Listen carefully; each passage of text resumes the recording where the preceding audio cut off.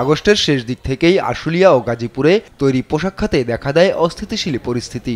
মঙ্গলবার শ্রমিকদের সব দাবি মেনে নেওয়ার পর বুধবার সকাল থেকেই অধিকাংশ কারখানায় উৎপাদন কাজে যোগ দিয়েছে শ্রমিকরা।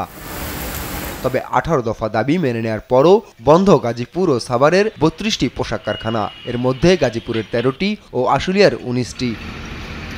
শিল্প পুলিশ বলছে কয়েকটি কারখানা বন্ধ রয়েছে অন্তর্কোন্দলে, আর বাকিগুলো বেতন পরিশোধ না করায়। বেতন পরিশোধ হলে সেগুলো খুলবে। কিছু ফ্যাক্টরি আছে আপনার বেতন ভাতা সময়মতো পরিশোধ করতে না পারার কারণে বন্ধ আছে, আর কিছু ফ্যাক্টরি এই আন্দোলনজনিত কারণে শঙ্কা বা তাদের যেই নিজেদের ভিতরে যেই দূরত্ব বা তাদের যেই পারস্পরিক যে ডিস্টেন্স এটা ঘুচাতে না পারার কারণে, আর অন্য সকল ফ্যাক্টরি চলমান আছে।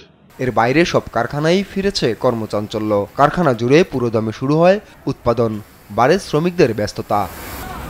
কারখানায় নিরাপদ কর্ম পরিবেশ রয়েছে জানিয়ে কর্তৃপক্ষ বলছে এমন পরিস্থিতি থাকলে উৎপাদন ও অর্ডারের পরিমাণ আরও বাড়বে। ক্রাইসিসের কারণে আমাদের কিন্তু বায়াররাও একটু প্যানিক হয়ে যাচ্ছে, তাদের ধরেন অর্ডারগুলো অন্যদিকে মুভ করার প্ল্যান করতেছে।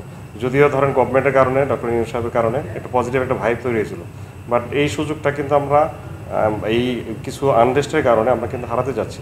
আশা করি আজকের পর থেকে যে ধরনের আপনার স্বাভাবিক পরিস্থিতি বিরাজমান, আমরা আবার কাস্টমারের ট্রাস্ট আবার গেইন করতে পারবো এবং গোয়িং ফরওয়ার্ড অর্ডারের পরিমাণ আমাদের বাড়বে আশা করি। বন্ধ থাকা কারখানাগুলো শিগগিরই খুলবে বলে আশা প্রকাশ করে শিল্প পুলিশ। আর শিল্প এলাকায় নিরাপত্তা নিশ্চিতে জোরদার রয়েছে যৌথ বাহিনীর টহল। আপন অপু, নিউজ ডেস্ক, দেশ টিভি।